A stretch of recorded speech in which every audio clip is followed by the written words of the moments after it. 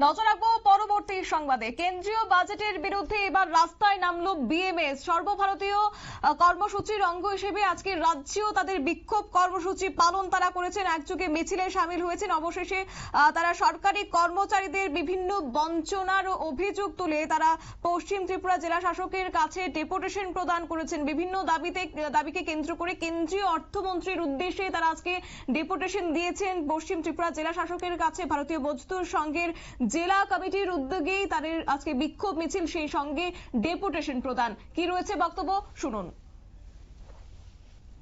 EPF 95 এবং ESIC অন্তর্ভুক্ত যারা কর্মচারী আছেন তাদের বেতন বৃদ্ধি এবং ন্যূনতম পেনশন 5,000 টাকা করার প্রশ্ন।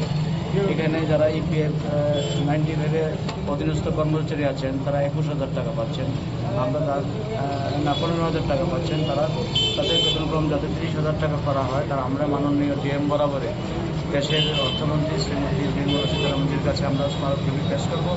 এবং শুধু রাজ্য নয়, আজকে ভারতবর্ষের প্রত্যেকটি জেলা থেকে আমরা এই ডেপুটেশনের মাধ্যমে মাননীয় অর্থমন্ত্রীর দৃষ্টি আকর্ষণ করছি এবং আমাদের এই দাবিগুলি যাতে অচিরেই পূরণ করা হয় তার জন্য আমরা আশাবাদী। এবং এই উপলক্ষে আজকে আমরা মাননীয় জেলা শাসক পশ্চিম ত্রিপুরার কাছে আমরা ডেপুটেশন দিচ্ছি। রাজ্যের 8টি জেলায় একযোগে আজকে বেলা 2টোর মধ্যে এই সব কাজ সমাপ্ত হবে এবং ডেপুটেশন প্রদান করা হবে। পরিচয়টা আমার পরিচয়, আমি প্রদেশ মহামন্ত্রীর দায়িত্বে আছি বিএমএস।